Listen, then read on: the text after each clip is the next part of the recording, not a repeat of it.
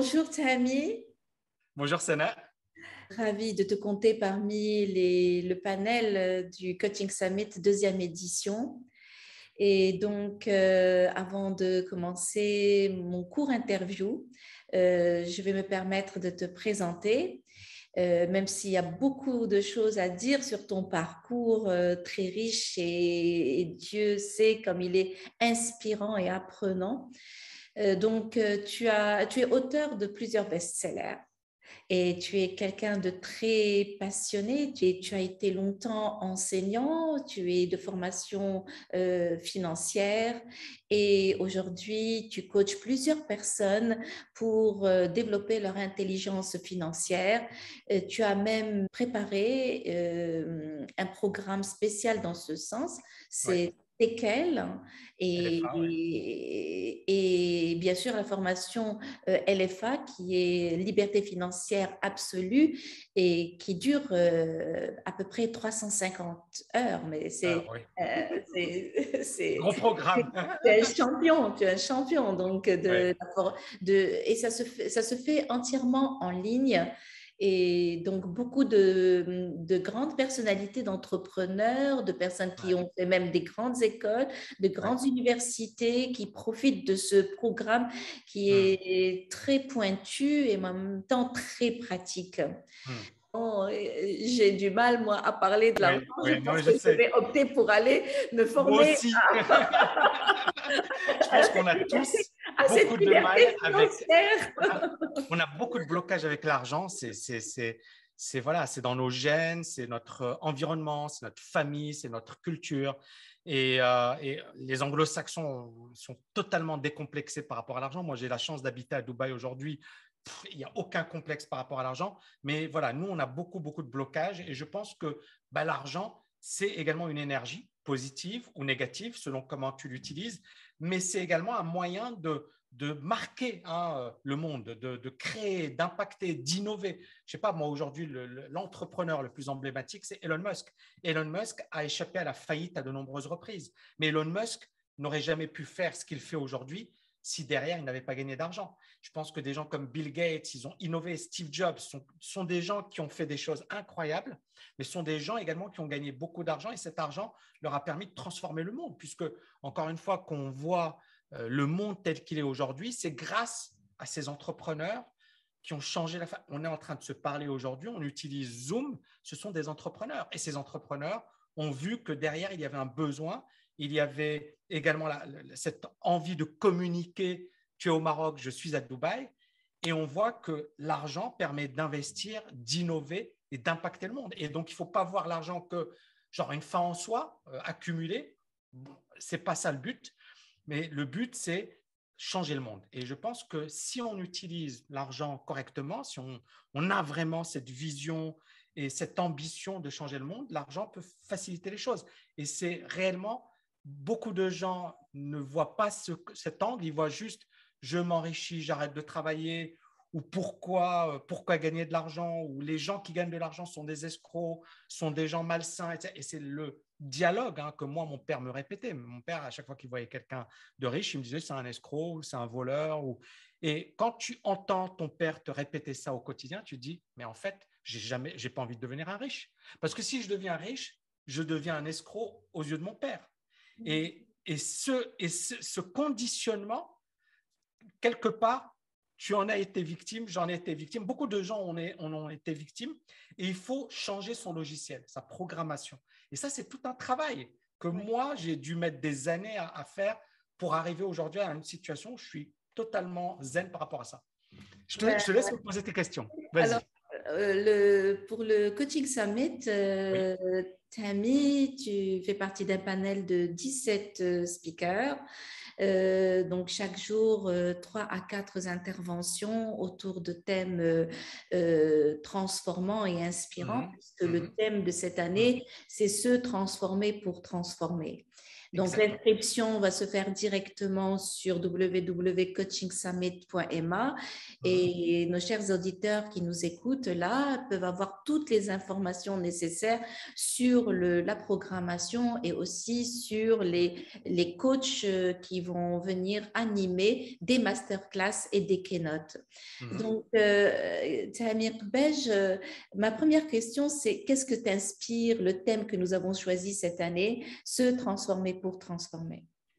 C'est pour moi essentiel. C'est-à-dire que aujourd'hui, si je n'avais pas fait l'effort de me transformer, je ne serais pas là devant toi aujourd'hui. C'est-à-dire que je serais, je sais pas, je sais, mais euh, je pense que chaque personne, pour arriver à un certain niveau, doit faire un gros travail sur elle-même. Et donc, se transformer, c'est essentiel. Et se transformer, ça veut dire quoi? Ça veut dire changer ses idées, ça veut dire éliminer ses croyances limitantes, ça veut dire également travailler, se former en permanence, apprendre. Et pour moi, c'est un petit peu mon bouquin, Agir. Hein, je t'en ai parlé tout à l'heure. C'est clairement, c'est vraiment l'état d'esprit qu'il faut avoir. Et tu ne peux pas te transformer, tu ne peux pas avoir un impact sur les autres si toi-même, tu n'as pas fait ce travail sur toi-même. Donc, pour moi, c'est essentiel. Mhm. Ça, je le comprends. Je retiens ça, que si nous n'avons pas, nous, en tant que coach accompagnant le changement, n'avons pas fait ce chemin, Oui. nous ne pouvons pas prétendre à accompagner de façon intègre le Mhm. client vers une transformation qui répond à ses aspirations, qui répond à ses valeurs, qui puisse être Mhm. une transformation propice à l'atteinte de ses rêves et des résultats qu'il s'est définis ou qu'il s'est fixés. Et toutefois, une transformation personnelle qui soit garante d'une réussite ou Mhm. qui prétend à développer une capacité à être prêt à un futur qui est souvent incertain, euh, Mhm. doit être soutenue par certaines valeurs. Oui, Tu en as déjà exprimé certaines, par bien sûr. exemple, avoir vraiment, c'est se remettre en question et aussi être prêt à la connaissance, Bien apprendre. sûr. Bien Donc, sûr. moi, Bien c'est sûr. déjà une des valeurs, mais est-ce qu'il y aurait-il d'autres valeurs? Écoute, je vais revenir sur Agir. Hein. D'ailleurs, ça va être l'objet de la conférence que je vais donner durant le Coaching Summit. Agir, c'est un acronyme pour moi. C'est A de apprendre. Donc A, apprendre et désapprendre. Apprendre, c'est-à-dire se former, aller voir des coachs, aller participer à cet événement, par exemple, participer à d'autres événements, lire des bouquins, éliminer ses croyances limitantes. C'est-à-dire que, encore une fois, beaucoup de gens sont bloqués ou pensent que ce n'est pas possible. Moi, je me souviens qu'on m'avait offert dans les années 2000 le bouquin de Kiyosaki. Et mon premier réflexe a été de me dire, c'est un escroc. Mon premier réflexe, c'était de me dire, c'est du gros n'importe quoi. C'était un bouquin sur l'éducation financière. Kiyosaki, il a vendu des millions de bouquins sur l'éducation financière. Et pourquoi? Parce que j'avais cette arrogance de, je sais pas, moi, j'avais fait de bonnes études dans mon domaine. Et pour moi, c'était impossible. Impossible de s'enrichir, impossible. L'éducation financière, ça ne servait à rien, etc. Mais parce que j'étais fermé. Et je me suis rendu compte que tous mes diplômes, hein, et j'en ai pas mal, bah, ne me servait à rien dans le monde réel. Et j'ai compris également que, en fait, pour évoluer, il faut avoir l'esprit ouvert. Et donc, apprendre et désapprendre. Apprendre auprès des meilleurs, étudier ceux qui ont des résultats, modéliser ceux qui ont des résultats. Donc, ça, c'est essentiel. Mais également, avoir le courage de se dire, je n'étais pas sur la bonne voie. J'ai fait erreur, j'ai fait fausse route parce que c'est dur de se l'admettre. Surtout qu'on a fait de bonnes études, parce que les études finalement deviennent une prison, parce que finalement on est prisonnier de notre diplôme. Si tu as fait une grande école de commerce ou d'ingénieur ou un doctorat, ben, tu deviens prisonnière ou prisonnier de ton diplôme. Alors que beaucoup de gens sont surdiplômés et galèrent dans la vie de tous les jours. Donc il faut être capable de se dire, OK, j'ai appris ça, mais il y a d'autres choses que je ne connais pas. Donc, apprendre et désapprendre, mais ça demande vraiment un effort personnel. Le G de gagner plus. Je peux te dire que beaucoup de gens, et moi le premier, avaient énormément de problèmes avec ce « G », avec ce « je veux gagner plus d'argent ». Et donc, encore une fois, beaucoup de gens, ils ne comprennent pas ça, mais en fait, gagner plus, ça va te donner une énergie. Parce que tu as créé voilà, un événement, il y a un sommet, mais l'argent pour un entrepreneur, ce n'est pas une finalité. Parce que je l'ai dit tout à l'heure, Steve Jobs, Elon Musk.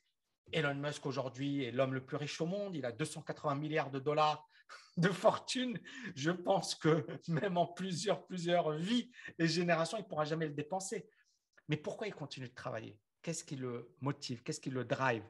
Et on voit qu'il y a quelque chose au-dessus, ce n'est pas l'argent. Mais l'argent lui permet de survivre. Il ne faut pas oublier que Elon Musk, en 2019, il était au bord de la faillite. Il a failli faire faillite, Elon Musk.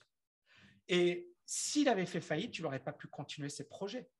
Donc, l'argent devient une énergie. Donc, gagner plus, ce n'est pas nécessairement que pour gagner de l'argent, mais pour te libérer. Parce que, en fait, si tu ne gagnes pas suffisamment, tu es prisonnier, tu es esclave des aléas, etc. Mais quand tu gagnes de l'argent, finalement, ça te donne la possibilité d'avoir plus de décisions, plus de choix, plus d'impact. Donc, gagner. Ensuite, le I de investir. Et encore une fois, beaucoup de gens n'investissent pas leur argent. Or, aujourd'hui, on est dans une ère d'inflation, on est dans une ère où les États sont surendettés, on est dans une ère où la population mondiale va vieillir à vitesse grand V. Très peu de gens auront une retraite décente, très peu de gens. Dans les 20, 30 prochaines années, la grande majorité, il y aura plus de personnes âgées de plus de 60 ans que de personnes âgées de moins de 15 ans. Dans le monde, on parle de la planète Terre. Ça veut dire que ça va complètement bouleverser les équilibres financiers actuels. Donc, investir, il faut le faire parce que c'est la seule manière d'avoir une vision long terme. C'est-à-dire, beaucoup de gens se focalisent sur leur boulot, sur avoir un salaire, mais c'est un danger parce que si tu te retrouves au chômage, ça a été mon cas, j'ai tout perdu, j'ai eu un divorce difficile, j'étais trader à Londres et je me suis retrouvé au RSA. Et ça a été une période très difficile dans ma vie et j'ai compris que en fait, j'avais tout misé sur un job et que ce job était fragile. Il dépendait de ma santé, il dépendait de la conjoncture économique, il dépendait de ma situation personnelle. Et donc, il faut très rapidement penser à investir, c'est-à-dire dans l'immobilier, dans la bourse, dans son business, parce que ça va te permettre effectivement de limiter la casse. Et puis le R, de réussir sa vie. C'est-à-dire que pour pouvoir être au maximum, pour pouvoir te réaliser, tu dois être bien, tu dois être épanoui, tu dois être bien dans ta peau. Et le R de réussir, c'est ça ce qui va te permettre d'apprendre. Moi, je continue d'apprendre, pas parce que je veux gagner plus d'argent, même si, bon, il n'y a pas de problème par rapport à ça, mais parce que j'adore ce que je fais. Je suis passionné. Mais si je n'étais pas passionné par ce que je fais, je ne serais pas avec toi en train de faire cette interview, je ne publierais pas tous les jours une vidéo, je ne bosserais pas comme un dingue, je n'ai pas besoin de bosser aujourd'hui. Mais c'est parce que je suis bien dans ma peau, parce que j'estime avoir une certaine réussite, que ça me motive à continuer d'apprendre, à continuer à me développer, à continuer à gagner de l'argent, à continuer à investir, et finalement, ça devient un cercle vertueux. Donc ça, pour moi, c'est un système. Et ce système, je l'ai compris après avoir frôlé la mort. J'ai frôlé la mort en 2009. J'étais agrégé d'économie, j'étais invité sur les plus grands plateaux télé, mais j'étais fauché financièrement. Et c'est là où j'ai compris qu'en fait, j'avais beau avoir les diplômes, j'avais beau avoir écrit des bouquins, j'avais beau travailler dur, j'avais énormément de blocages et que je n'avais pas un système pour sortir finalement de cette course des rats. On parle de la rat race, c'est-à-dire une situation où chaque mois, tu bosses dur pour juste payer tes charges. Et j'étais dans ce système, c'est-à-dire je continuais de pédaler, mais dans le vide. Et il a fallu que je frôle la mort pour que ça me donne un déclic et que je comprenne qu'il fallait que je fasse autrement. Et donc, il faut un système, et c'est pour ça que je parle de agir, mais chacun peut avoir un système, il faut un système pour sortir finalement de ce piège. Et la grande majorité, l'immense majorité est piégée. Et là, j'ai répondu à une partie de ta question. Quelle valeur? Donc, encore une fois, capacité à se remettre en question, éliminer l'ego. Éliminer l'ego, c'est-à-dire les meilleures personnes dans leur domaine sont ouvertes d'esprit. Elles ont une capacité elles se mettent à la place des autres, elles écoutent, elles veulent apprendre, elles se remettent. Moi, les meilleurs entrepreneurs que je connais, les meilleurs traders, ce sont des gens humbles, des gens qui sont là pour apprendre, qui se disent, OK, je suis bon, mais je peux encore m'améliorer. Parce qu'encore une fois, je pense que je ne sais pas si tu connais Harv Eker, c'est un spécialiste de l'argent, et il dit, If you're not growing, you're dying. Si tu ne grandis pas, tu meurs.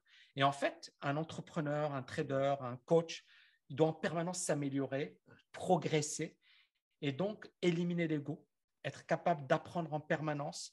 Et dans les valeurs que je dirais essentielles pour moi, vraiment la gratitude également, éprouver cette gratitude, on a la chance d'être vivant, même si voilà, on a énormément de chance.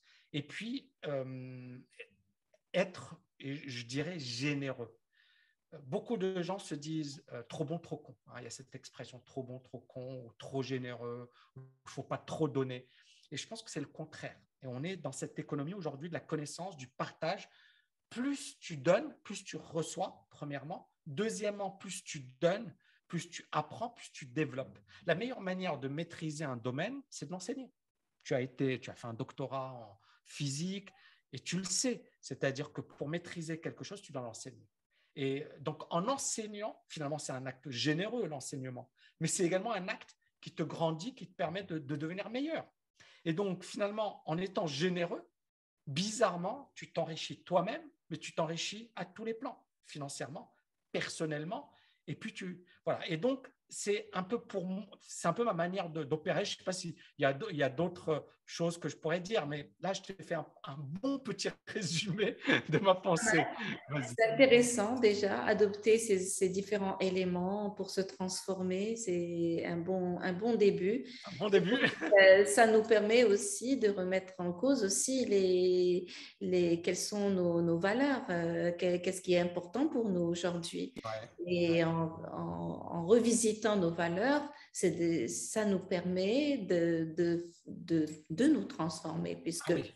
elles sont les supports, c'est la source de nos motivations et la source de notre énergie, la source de nos comportements. Hmm. Et donc, une transformation vertueuse demanderait des prérequis. Et qu'est-ce que tu pourrais nous dire pour que cela puisse s'opérer? Magnifique question. Écoute, déjà, tu parles de transformation vertueuse. Et c'est essentiel, c'est-à-dire que, notamment dans mon monde, hein, le monde de la finance, c'est très facile de perdre le sens des réalités. C'est très facile de vouloir finalement gagner de l'argent pour l'argent. Et il faut avoir des règles, c'est-à-dire que c'est très important de te dire, voilà, ça je peux le faire, ça je ne peux pas le faire. Donc tu dois avoir une éthique. Cette éthique, elle est personnelle, c'est-à-dire, mais je pense que cette éthique, elle doit être guidée d'abord et avant tout par ce que tu considères comme étant juste ou pas juste. Et donc, à partir de là, par exemple, moi, mon éthique au niveau de mon école, c'est d'abord mes étudiants, d'abord aider. Par exemple, j'ai plein de partenariats, j'ai plein de boîtes qui me proposent des partenariats, mais je sais que ces partenariats ne seront pas favorables à mes étudiants. Ça peut me faire gagner beaucoup d'argent, mais je dis non. Et pourquoi? Parce que je ne veux pas gagner d'argent comme ça. Je veux gagner de l'argent en apportant de la valeur. Donc, à partir de là, il faut vraiment vraiment ne pas oublier où tu vas et quel est ton objectif. Donc, avoir un vrai pourquoi. Et donc, c'est un travail que tu dois effectuer sur ma vision, comment je peux impacter le monde, qu'est-ce que je peux apporter, comment je peux contribuer, quelles sont les règles, d'accord? Les règles qui, pour moi, sont indispensables et que je dois absolument respecter pour être en phase avec moi-même. Parce qu'en fait, à un certain moment, c'est pas que, voilà, c'est également être capable de se regarder dans la glace tous les jours et de se dire, je suis fier de moi. Je suis fier de ce que je fais, je suis fier de... Parce que c'est dur, parce que la réussite, quel que soit le domaine, c'est dur. Je parle, par exemple, prenons le cas de la France, l'homme le plus détesté aujourd'hui, c'est Emmanuel Macron. Il est président de la République. Et pourquoi? Parce que plus tu es au sommet, tu auras bien sûr des gens qui t'adorent et des gens qui te détestent. Et moi, alors à mon humble niveau, mais j'ai une chaîne YouTube avec 375 000 abonnés, on a des gens qui adorent ce qu'on fait et on a des haters également. Et ce que je veux te dire, c'est que si tu n'es pas droit dans tes bottes, si tu ne sais pas où tu vas te faire détruire psychologiquement par ces gens-là. Donc, tu dois vraiment avoir une vision puissante. Parce que moi, c'est ça ce qui me permet tous les matins de me réveiller, d'avoir la pêche. Je me réveille tous les matins à 6 heures, de bosser dur, d'apporter de la valeur. Si je n'avais pas une vision solide, je pense que ça fait longtemps que j'aurais pété un câble parce que c'est dur. Parce que c'est dur, parce qu'il faut tenir. C'est de la compétition, c'est du mental, c'est de la discipline. Il n'y a pas de cadeau également. Ça reste un monde, le monde du business reste un monde compétitif. C'est pas un monde de bisounours. Il y a des gens qui sont bien, et il y a des gens qui sont prêts à tout. Et tu dois être capable vraiment de savoir où tu vas, d'avoir des règles.